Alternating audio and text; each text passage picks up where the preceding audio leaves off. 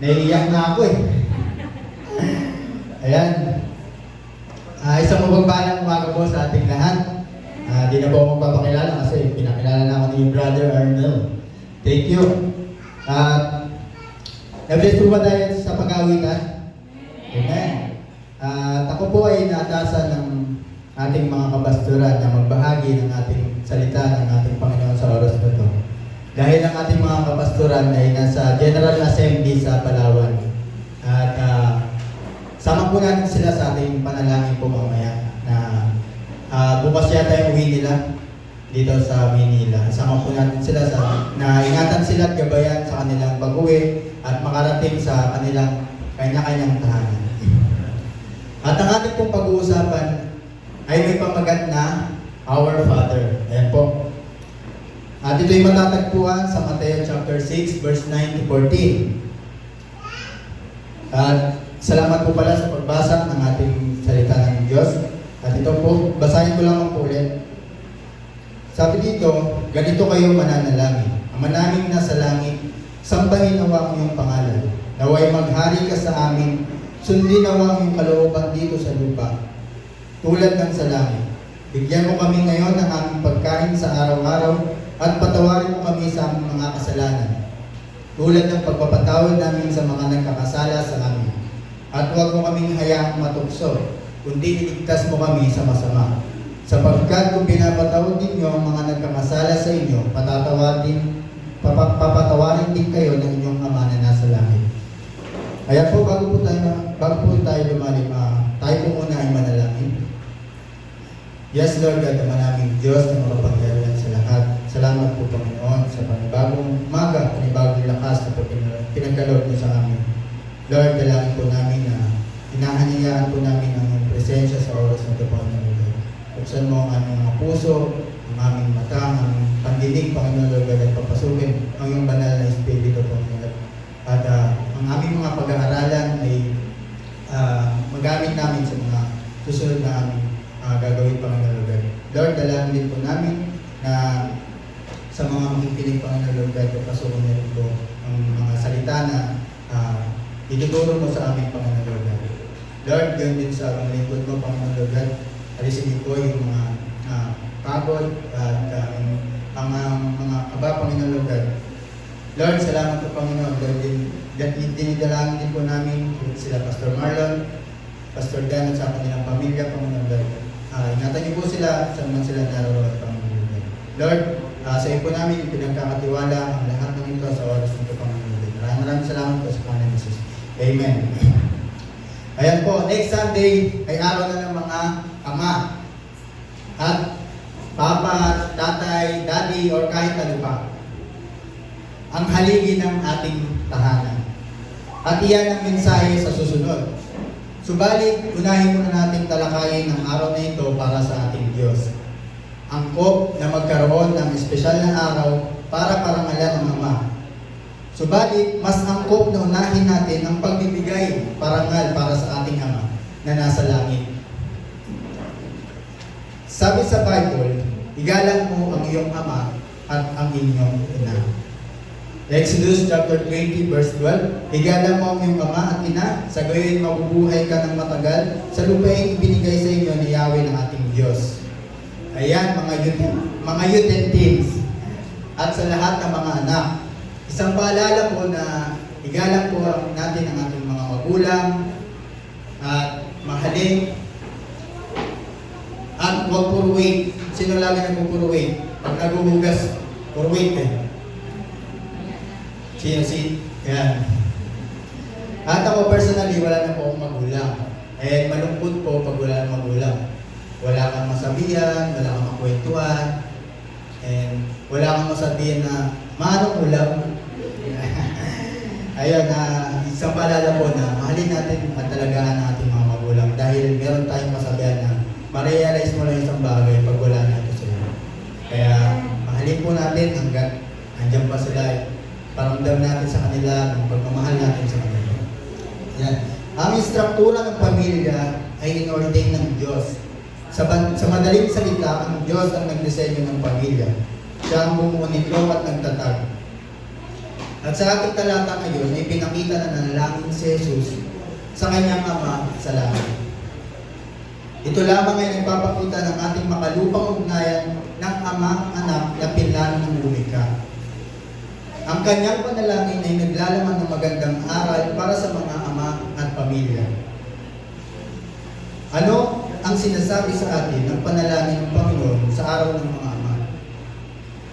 Una, ito ay nagsasalita tungkol sa Ama. Sabi sa verse 9, Ama namin na nasa langit.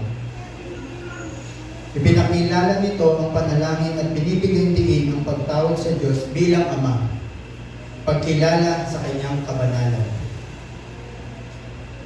Ang mga ama sa lupa ay kailangan matuto mula sa ating Ama na nasa langit. Mahal tayo ng Diyos at ganito ay pinadama ng Diyos ang kanyang pagmamahal sa atin. John chapter 3 verse 16, sapagkat gayon na lamang ang pag-ibig ng Diyos sa sangkatauhan, kaya't ibinigay niya ang kanyang kaisa-isang anak upang ang sino mang sumampalataya sa kanya ay hindi mapahamak kundi magkaroon ng buhay na walang hanggan. Siya ay nagmamalasakit sa paraan. Mateo 6:26, dito inalahat na pinapakain ng Diyos ang mga ibon. So, kung ang Diyos nga ay nagpapakain ng mga ibon, ano pa kaya tayo mga tao? Siyempre, hindi tayo pababayaan. Hindi tayo pababayang magutom. Alam ng Diyos ang pangangailangan natin. Kinakapos ka man sa pinansyal, sa pagkain, sa pang-araw-araw. Alam ng Diyos yan. Nais din ng ating Ama na nasa langit ay alisin ang ating mga takot at alalahanin sa buhay. Sabi sa mga taga-Pilipos, chapter 4, verse 6, huwag kayong mabalisa tungkol sa anumang bagay. Sa halip, hingin ninyo sa Diyos ang lahat ng inyong kailangan sa pamamagitan ng panalangin may pasasalamat. Sa pamamagitan ng relasyon bilang ama at anak, tayo ay nagiging kanyang mga anak sa pamamagitan ng pananampalataya. Juan chapter 1 verse 12, subalit ang lahat ng tumanggap at sumampalataya sa kanya ay binigyan niya ng karapatang maging mga anak ng Diyos. Kaya kailangan natin palagahan ang pangangalaga ng ating Ama. Ikalawa, ito ay nagsasaad ng kinabukasan. Sabi sa verse 10, dumating nawa ang iyong kaharian, mangyari ang iyong kalooban sa lupa gaya ng sa langit. Hinihiling ang petisyon na ito na maitatag ang kaharian ng Diyos at matupad ang kanyang kalooban, kaya kapwa sa lupa at sa langit. Ang lahat ng ating bukas ay ligtas sa piling niya. Church, pagod ka na ba sa pangit na karanasan at mga kalungkutan? Ang ating Ama ay nagplano ng mas magandang panahon para sa hinaharap.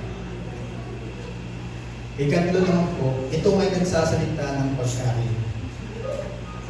And sabi sa verse 11, bigyan mo kami ng aming pang-araw-araw na pagkain. Ito ay humihiling ng pang-araw-araw na provision na nagpapaalala sa atin na magtiwala sa Diyos para sa ating mga pangangailangan. Ang mga ama sa pangkalahatan ay tinatawag na breadwinner, meaning sila ay nagtatrabaho para matugunan ang pagkain ng pamilya. Ganun yung mga tatay. Ayaw nilang pumastos para sa sarili nila. Ilalaan nila yung kita nila, yung pagkain nila para sa pamilya nila. Kaya saludo ko sa mga tatay na nagtitiis, nagsasakripisyo para sa pamilya nila. Yung para sa kanila na ilalaan nila sa pamilya nila. And nung share ko lang ako, nung last Friday, bumiyahe ako. Tapos, meron akong na-pick up na tatlong booking papunta ng Makati, saka Pasay, tapos Quiapo. Ngayon, habang bumabiyahe ako, nasa Ortigas na ako. Tapos, tumirik yung motor. Padyak ako ng padyak. Tapos, start ako ng start. Ayaw. Sabi ko, patay. Doon ako sa may stoplight. Nag-go na. Sabi ko, patay. Tulak ako. Tambay ako sa may overpass. Niisip ko ano yung gagawin ko. Ngayon, chinek ko yung yung langis. Pagtingin ko ng langis, wala na. Ay, sabi ko, tirik pala talaga. Wala nang langis, hindi na maandar talaga. Kaya dali-dali akong nag-chat sa aking wife na I need help. Kaya ayun, salamat sa motor na binayaran sa akin. At tinulak ko siya hanggang doon sa bahay, hanggang Ortigas. Ortigas hanggang Taytay pala dito sa Sunrise. Muntik pa nga kami mapaaway dahil nasagi kami ng tricycle. Sabi ko, nagtutulong kami. Alam mo, nagtutulong kami. Masiwit kasi yung kalsada. Kaya, ayun, awa ng Diyos na hindi na yan gawa ng kaaway na manguna yun. Ayan, tahimik lang ating mga tatay pero hindi natin alam yung paghihirap nila. Hindi natin alam yung pagtitiis nila, yung sakripisyo. Kaya mahalin po natin ang ating mga magulang. Tahimik lang yan pero mahal na mahal kayo yan. Unang Timoteo chapter 5 verse 8, ang sinumang hindi kumakalinga sa kanyang mga anak, lalo na sa mga kabilang sa kanyang pamilya, ay tumatalikod sa pananampalataya. At mas masama pa kaysa sa isang di nananampalataya. Ang ating Ama sa langit ay naglalaan ng pang-araw-araw na pagkain. Siya din ang nagbibigay ng lakas at husay sa trabaho. Siya din ang nagbibigay ng magandang trabaho at kita. And sa pang-apat po, ito ay nagsasalita ng pagpapatawad. Sabi sa verse 12, patawarin mo kami sa aming mga kasalanan. Ito ay humihingi ng kapatawaran sa mga kasalanan na nag-uugnay sa pagnanais ng kapatawaran ng Diyos sa ating kahandaang magpatawad sa iba na nagkasala sa atin. Ang ating Ama sa langit ay nagpapatawad. Unang Juan chapter 1 verse 9, subalit kung ipinapahayag natin sa Diyos ang ating mga kasalanan, maaasahan nating patatawarin tayo ng Diyos sa mga ito at lilinisin tayo sa lahat ng ating kasalanan sapagkat siya'y tapat at matuwid. Mahirap kumilos pag may kasalanan. Hindi makatulog, hindi makakain ng maayos, hindi makapag-focus. Eh tayong mga anak ng Diyos, pag nakakagawa tayo ng kasalanan, nangihina yung Holy Spirit natin. Nangihina yung banal na Espiritu natin. Pero hindi po yan nawawala. Hindi po yan nawawala sa atin. Kaya pag nakagawa tayo ng kasalanan, humingi tayo ng tawad at maasahan natin na patatawarin tayo ng Diyos sapagkat siya'y tapat at matuwid. Ang mga ama ay kailangan maging mapagpatawad. Pagpatawad din sa kanyang kapwa. Maaari tayong magpatawad dahil tayo nagpatawad ng Diyos sa ating mga kasalanan. Sabi nga sa talata ng verse 12, patawarin mo kami sa aming mga kasalanan tulad ng pagpapatawad namin sa mga nagkakasala sa amin. At panglima po, ito ay nagsasalita ng kalayanan. Sabi sa verse 13, at huwag mo kaming hayaang matukso. Ito ay umihiling ng proteksyon mula sa tukso at pagpapalaya mula sa impluwensya ng kasamahan. Alam naman natin, ang gawa ng kaaway ay hindi tumitigil para matisod tayo at para mapahin tayo at para masira ang relasyon natin sa ating Panginoon. Si Satanas ay nag-aabang lang yan. Nag-aantay lang yan. Kaya lagi po tayo manalangin. Nung Wednesday po, meron binigay sa amin Bible verse. At ito po yun, Mateo chapter 26 verse 41. Magbantay kayo at manalangin upang huwag kayong madaig ng tukso. Ang Espiritu ay nakahanda, ngunit ang laman ay mahina. Kaya isang paalala na tayo laging manalangin dahil ang gawa ng kaaway po ay nag-aabang lang yan. Kaya lagi tayong manalangin upang madaig natin ang tukso. Ang pagsuko sa tukso tukso ay nagdudulot ng pagkaalipin dito. Subalit, nalilimitahan ng ating Ama nasa langit ang kapangyarihan ng tukso. Unang mga taga-Korinto, chapter 10, verse 13, wala pang pagsubok na dumating sa inyo na hindi pa nararanasan ng lahat ng tao. Tapat ng Diyos at hindi niya ipapahintulot na kayo'y subukin ng higit sa inyong makakaya. Sa halip, pagdating sa pagsubok, bibigyan niya kayo ng lakas upang mapagtagumpayan iyon. Tunay nga na walang binigay ang Panginoon na pagsubok na hindi natin kayang lagpasan. Kaya kung lumaranas ka man ng lungkot, hirap, at financial problem, family problem, sa school, sa trabaho, lumaranas ka man yan ngayon. Lahat yan binigay ni Lord dahil alam niya makakaya mo. And pagdating sa pagsubok, bibigyan niya kayo ng lakas upang mapagtagumpayan niyo. Para sa panghuli, ika-anim, ito ay nagsasalita ng pangwalang hanggan. Binibigyang diin ito ang katumbas ng kaugnay sa pagitan ng pagpapatawad ng Diyos at ng ating kahandaang magpatawad sa iba. Tunay nga ang ating Ama sa langit ay walang hanggan. Ang ating Ama na nasa langit ay concerned tungkol sa kung saan tayo mananatili sa kawalang hanggan. Nais ng Diyos Ama na tayo makasama doon sa langit sa kanyang tahanan.